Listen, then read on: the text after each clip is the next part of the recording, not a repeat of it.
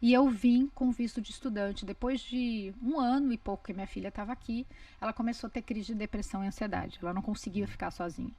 Eu vim visitá-la e ela estava em um momento muito Deixa eu difícil. parar falar um pouquinho sobre isso rapidinho antes de você continuar. Porque eu não quero Sim, perder. isso, Posso vai até lá. anotar. Eu Não, prefiro tudo que pegar você já. quiser perguntar, Prefiro pode me pegar. interromper. Porque é uma coisa super comum que a gente ouve dizer, principalmente com os adultos, que a gente chama homesick, né? A gente nem chama depressão. Fala homesick, dá um desespero, quero ir pra casa, que não é pra Uma mim. ansiedade, uma angústia. É isso.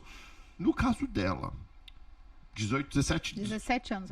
17 anos, menina, tá aqui sozinha, nesse mudão na faculdade, um monte de, né, um monte de amigas, amigos, paquera, é uma fase bem gostosa.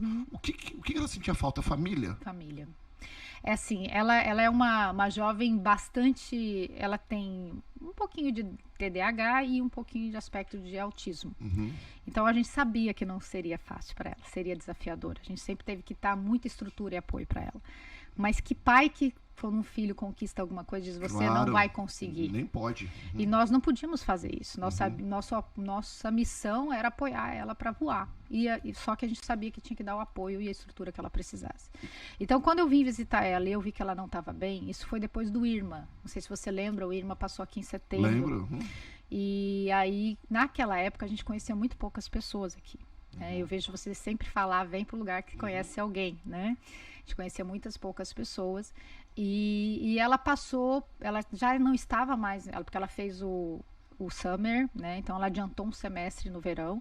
Ela já estava no terceiro semestre da faculdade, então ela já não podia mais morar, né, no dorme. Então ela foi para um apartamento sozinha e ela tinha acabado de trazer o cachorrinho dela, que era meio que, né, suporte emocional. Só que ele estava ainda naquela fase de não tinha as vacinas completas, estava em quarentena. E quando começou a história do Irma, que era uma novidade para nós e para ela, né? E aí você sabe que aqui os americanos, eles fazem toda aquela questão da proteção, né? De estar preparado. E tinha muito aquilo, vai passar por cima de Orlando, não vai, sai de Orlando, não sai. O brasileiro não tá acostumado com Meu isso. Deus, a gente ficou uns 10 dias ali naquela agonia e ela começou a ficar desesperada. E ela não podia ir para lugar nenhum, porque o cachorrinho não podia se hospedar em lugar nenhum, não tinha aquela coisa. E aí não podia ficar onde ela estava. O pessoal da faculdade mandou todo mundo embora, mandou cada um achar um lugar para ir embora.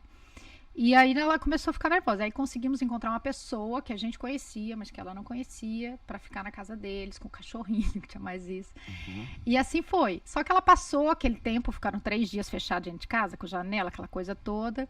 E depois ela voltou pro apartamento dela. Só que nesses próximos 10 dias, houve aquela coisa de recuperar, né, coisas que estragaram, era corpo de bombeiro toda hora, aquele barulho, e ela ela tem uma tendência, ela começou a ter crise de pânico, e ela não conseguiu sair disso sozinha. Só que ela não conseguia falar com a gente ligava para ela, falava que estava tudo bem, ela não mostrava o que estava acontecendo. Aí quando eu vim em outubro para visitá-la, eu vi que ela estava no estado, ela tinha ela não conseguia ir para a faculdade, ela não conseguia assumir as coisas dela, e ela é extremamente perfeccionista, nota boa, e aqui a carreira, se você não tiver notas, você começa a comprometer tudo.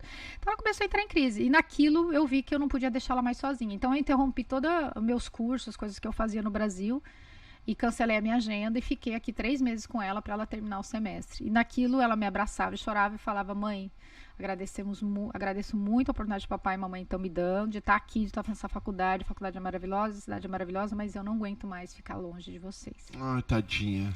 E aí aquilo falou: olha, não consigo. Aí eu peguei ela, falei: vamos para casa, trancamos a faculdade, levei ela para o Brasil. E naquele momento, ela não recuperava. Ela estava numa depressão bem profunda de não sair da cama. Ela levantava um pouquinho e parecia que...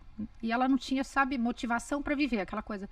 Aí eu conversei com meu marido, nós tomamos a decisão. Falei: não, ela precisa ter uma meta, ela precisa voltar para a vida. E a vida dela hoje está lá, a faculdade está lá, então vamos dar o suporte. Aí foi que eu apliquei para visto de estudante para mim, porque o visto estava no nome do meu marido, o processo, né?